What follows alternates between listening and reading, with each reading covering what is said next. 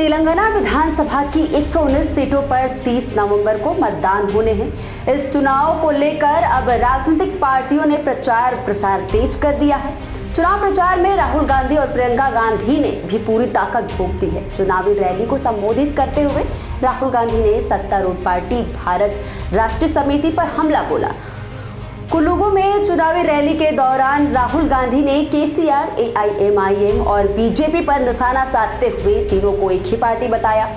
राहुल गांधी ने कहा कि तेलंगाना में चुनावी मुकाबला सिर्फ बीआरएस और कांग्रेस के बीच हो रहा है। उन्होंने कहा कि कांग्रेस ने बीजेपी को परे कर दिया है, यानी उसको हरा दिया है। असदुद्दीन ओवैसी की पार्टी एआईएमआईएम पर निशाना साधते हुए उन्होंने कहा कि बीजेपी और बीआरएस के साथ वो भी मिले हुए हैं।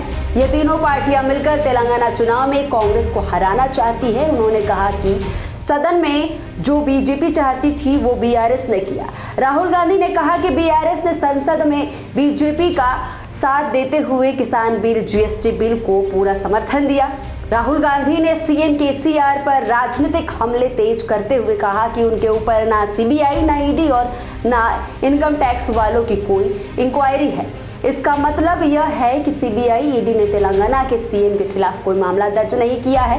वहीं विपक्ष के सभी नेताओं पर केस लगे हुए हैं। राहुल गांधी ने कहा कि मेरे ऊपर 24 केस लगे हुए हैं, मेरा घर और लोकसभा सदस्यता तक छीन ली गई, लेकिन आपके सीएम के ऊपर कोई केस नहीं है। इसलिए आप अगर केसीआर को वोट देंगे तो बीजेपी को जाएगा। तेलंगाना में बीआरएस और कांग्रेस पार्टी के बीच में चुनाव हो रहा है। తెలంగాణలో బీఆర్ఎస్ కి కాంగ్రెస్ మధ్యలో ఎన్నికలు జరుగుతుంది। बीजेपी को हमने परे कर दिया है, हरा दिया है। బీజేపీ ఆల్రెడీ ఓడిపోయింది, అడ్రస్ లేకుండా పోయింది తెలంగాణలో। मगर एक बात याद रखिए, बीजेपी चाहती है कि बीआरएस तेलंगाना में जीते। గుర్తుపెట్టుకోండి, బీజేపీ బీఆర్ఎస్ పార్టీ తెలంగాణలో గెలవాలని కోరుకుంటుంది। ये दोनों एक साथ काम कर रहे हैं।